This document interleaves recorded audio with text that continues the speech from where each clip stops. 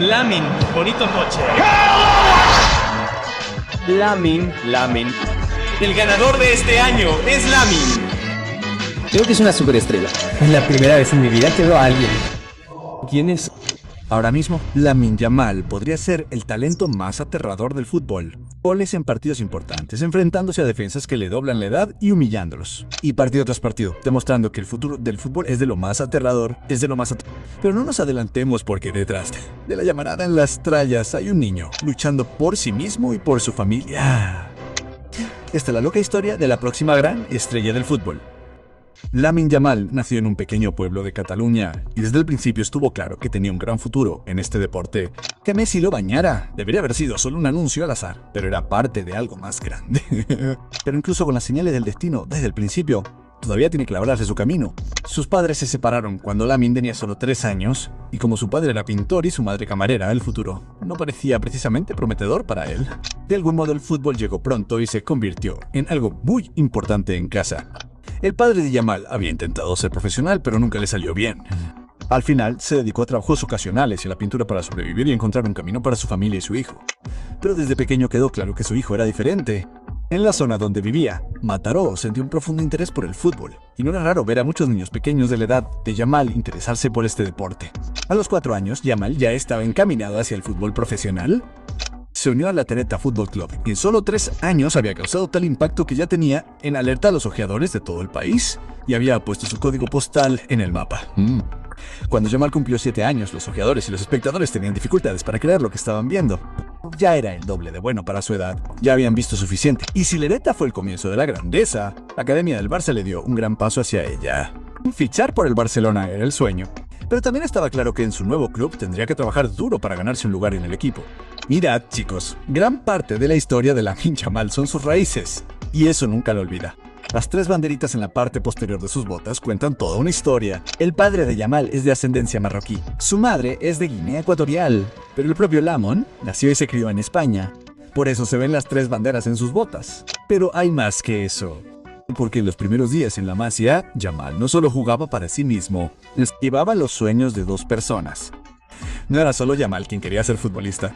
Era como si su padre jugara al fútbol a través de él, llevándolo a cada entrenamiento, apoyándolo en todo momento, viéndolo crecer. Era como ver cómo su propio sueño se hacía realidad a través de su hijo. Y poco a poco ese sueño empezó a hacerse realidad. En el Barcelona ya llamaba la atención.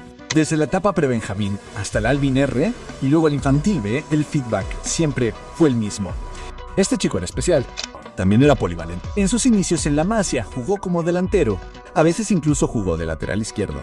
Pero las bandas eran su verdadero lugar. Con el tiempo, se adueñó de esa posición de extremo derecho y la hizo suya. Mientras tanto, en el primer equipo, Xavi había recuperado el viejo sistema, confiando en la juventud y dando una oportunidad a los talentos de la Masia. Y aunque Yamal solo tenía 15 años en ese momento, Xavi quedó tan impresionado con su talento que convocó. Estaba preparado. Yamal entró en el banquillo la semana anterior contra el Atlético de Madrid, y cuando finalmente debutó con el Barcelona contra el Real Betis al final de la temporada 2022 de la Liga, quedó claro que este chico era especial y muy joven. Todavía tenía solo 15 años y en ese momento se acababa de convertir en el jugador más joven en debutar con el Barcelona.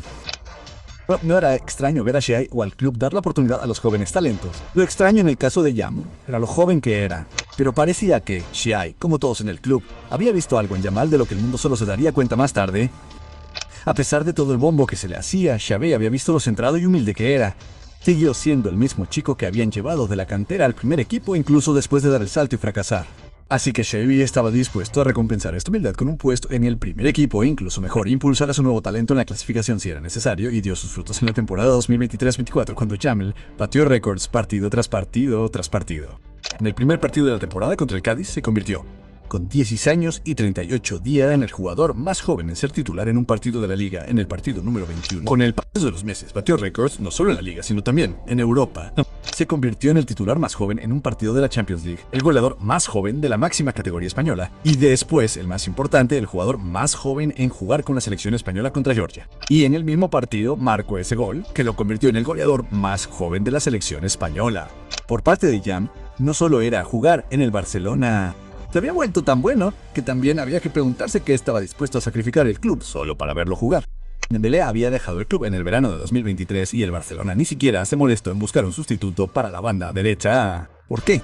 Lamine Yamal lo habían visto como el futuro y había llegado a un punto en el que pasó de que el Barcelona alojara a Yamal en la Masia a que el club jugara con las normas laborales españolas, permitiendo que un joven de 15 años apareciera en un espectáculo público, que en este contexto resultó ser su debut con el club.